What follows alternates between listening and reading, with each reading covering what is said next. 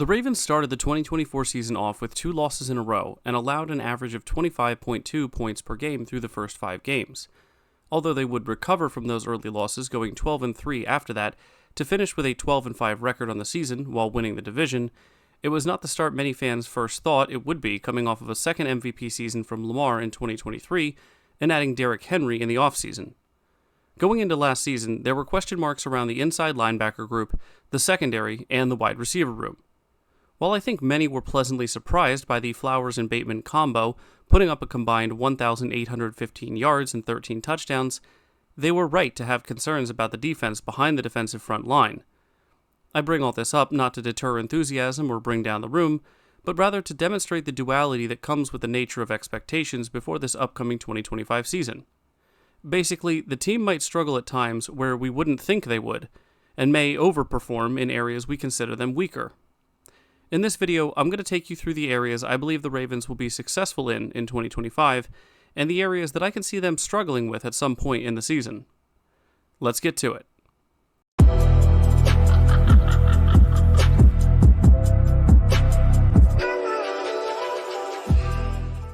Welcome in everyone, this is Jordan with Ravens Flash Report, and let me just start with a request that if you guys like these videos and my content, consider subscribing if you aren't already.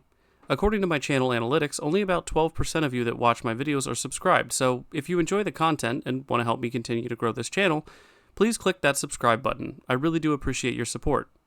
Now, let's get back to the video. So, to look at the potential strengths and weaknesses of this Ravens team in 2025, we will do a bit of speculation, but we also have to consider their recent past. So, let's take a brief look at some of the good and bad from last year's squad. First, let's take a look at the good. The Ravens were a top 3 offense in points scored, yards gained, turnovers allowed, and first downs gained. They had the 7th fewest fumbles lost despite running over 1,000 plays, over half of which being rushing attempts.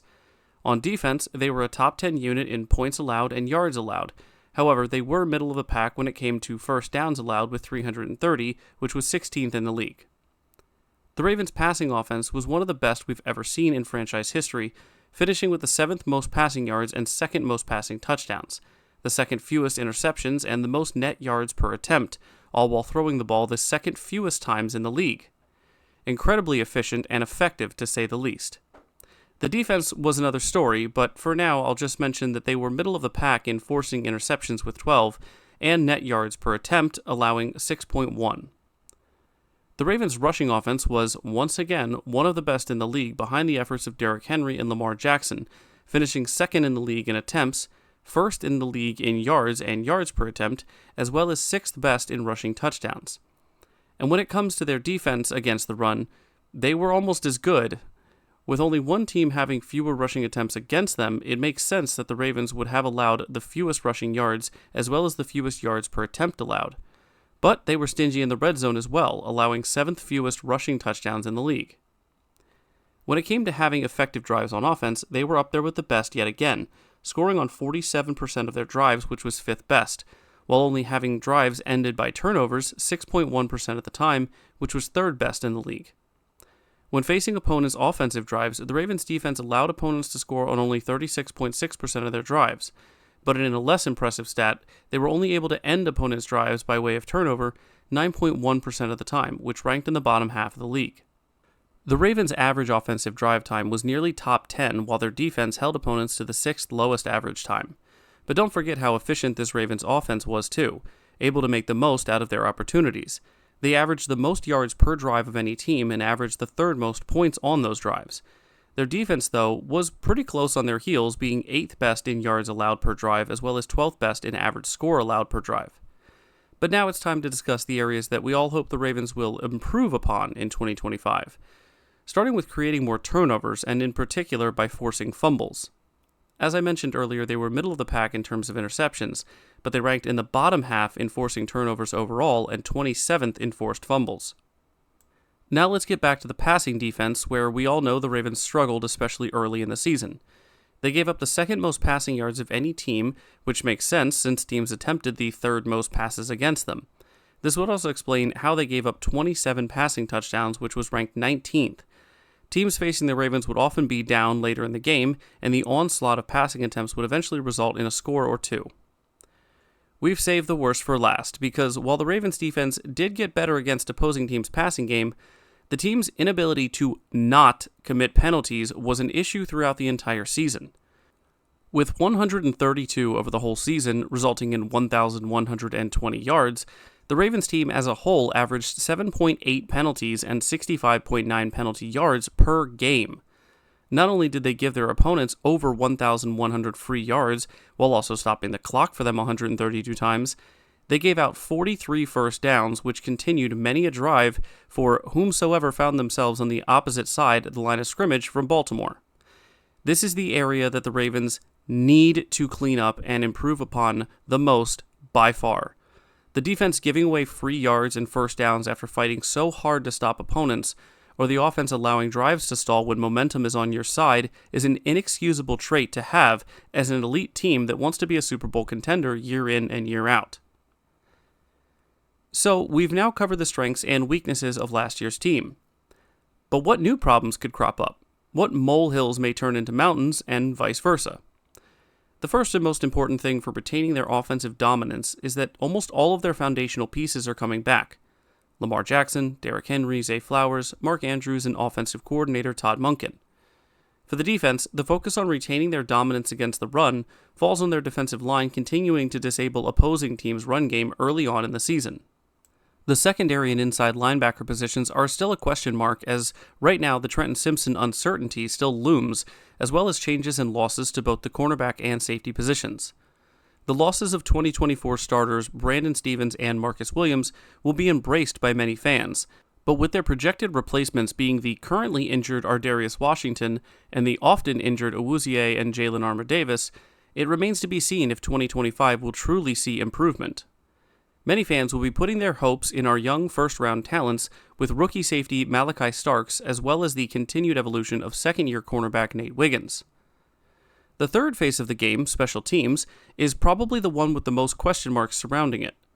With Justin Tucker's time as the Baltimore Ravens over and Tyler Loop being his presumed replacement, the era of Ravens special teams domination is potentially at an end.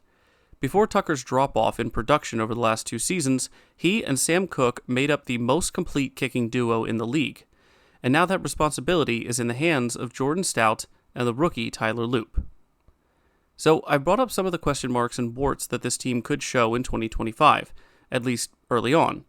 But one thing the Ravens and their coaching staff have shown time and time again is that they thrive on adversity and have a knack for improving over the course of the year. So let's take a look at some of the things that I can see the Ravens improving on over the course of 2025.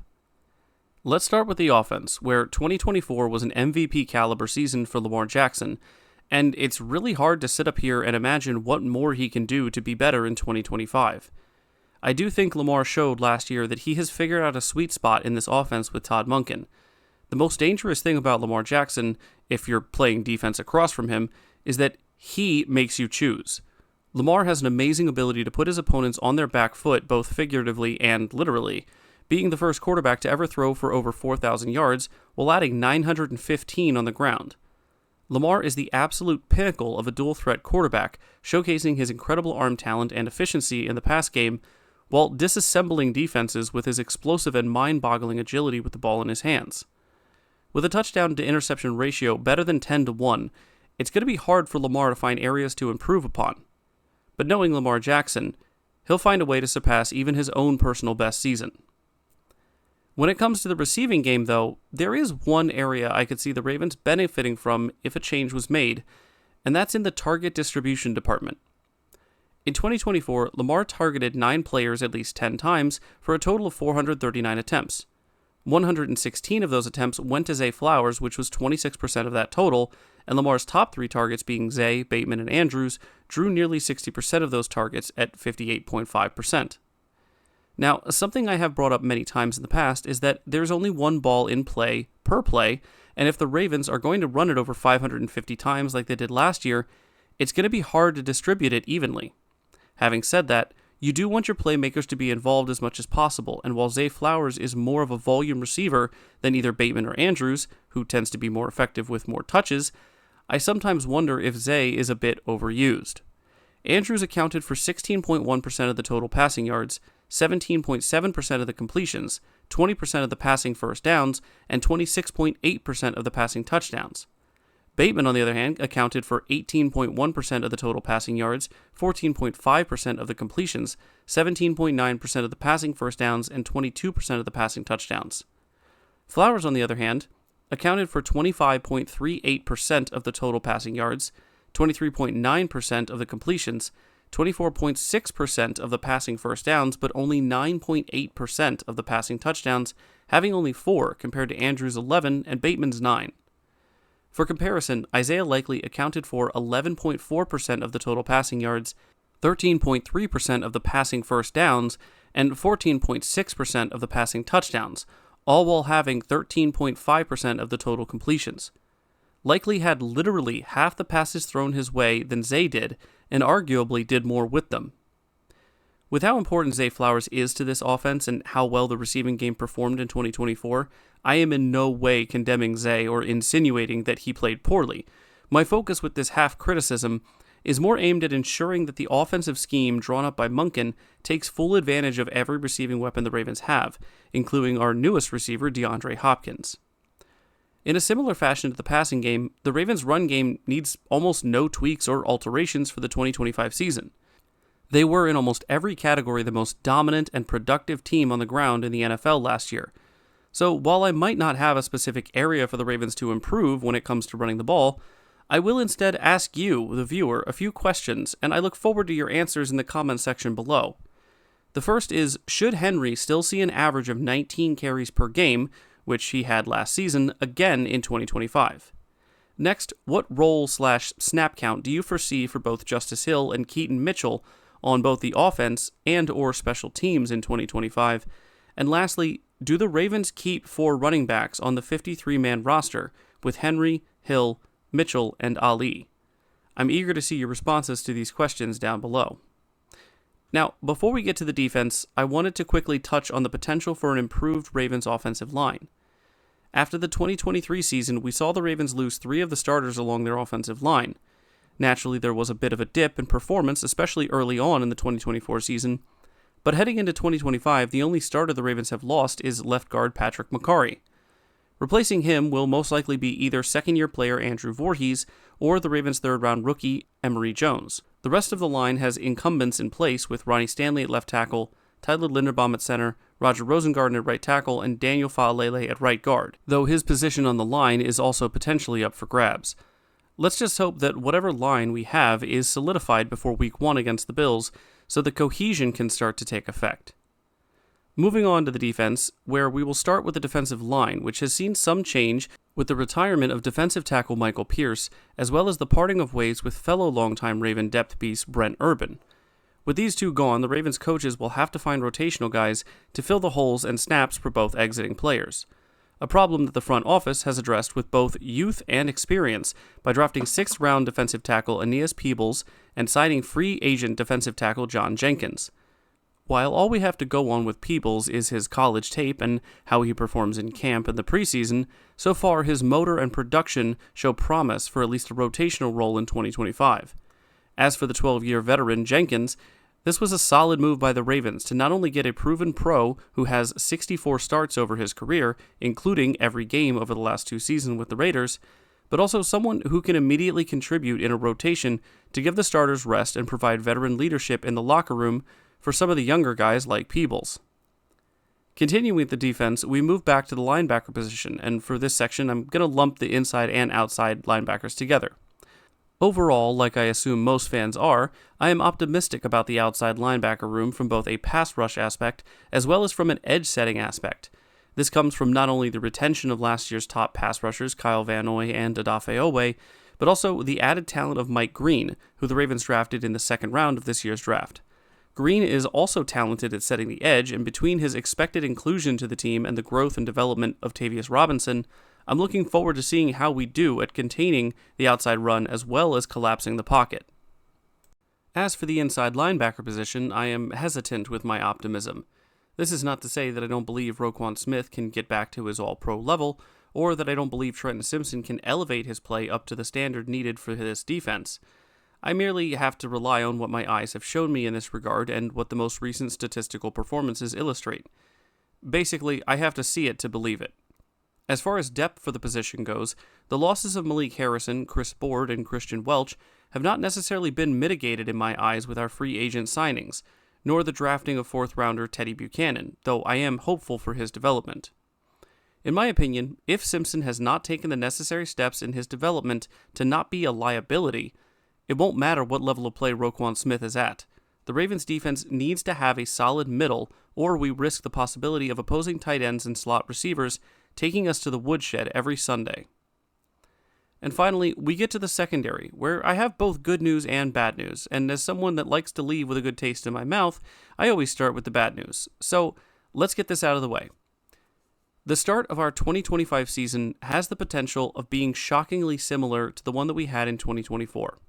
I don't know if we start the season 0-2, but with the losses of Brandon Stevens and the injury to Ardarius Washington, quarterbacks like Josh Allen, Patrick Mahomes, and Matthew Stafford will certainly try testing our somewhat unproven secondary early on.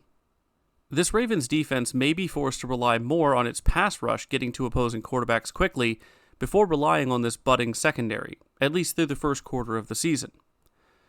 With the bad news out of the way, let's get to some of the more optimistic views that I have for this secondary, starting with the potential of combining Marlon Humphrey, Nate Wiggins, and Chido Awuzie as our top three corners being paired with safeties Kyle Hamilton and Malachi Starks. Despite the youth and lack of experience on the part of Wiggins and Starks, on paper, this has the makings of what could be one of the league's best secondaries. I already mentioned the potential for growing pains with this group, but the potential and upside that could come during the season through development and good coaching far outweighs what might be a rough start for the season. For the defense in 2025, I'm looking for the defensive line to stop the run as well as they did last year, while also getting pressure up the middle against opposing quarterbacks. I'm looking for the outside linebackers to help in collapsing that pocket by forcing quarterbacks back inside, as well as containing outside ball carriers from getting to the edge. I'm looking for the inside linebackers to hit gaps in the run game and provide stable coverage over the middle when called upon. And in the secondary, I'm looking for the corners to provide tight physical coverage while the safety provide help over the top and downhill punishment for any ball carrier who gets into the second level. Overall, I am optimistic about what the Ravens can do in 2025. They have had a great foundation to build on from last season, and with most of the pieces that were lost being mostly replaced or even upgraded in some areas, there's little reason to doubt another season of competitive play from Baltimore.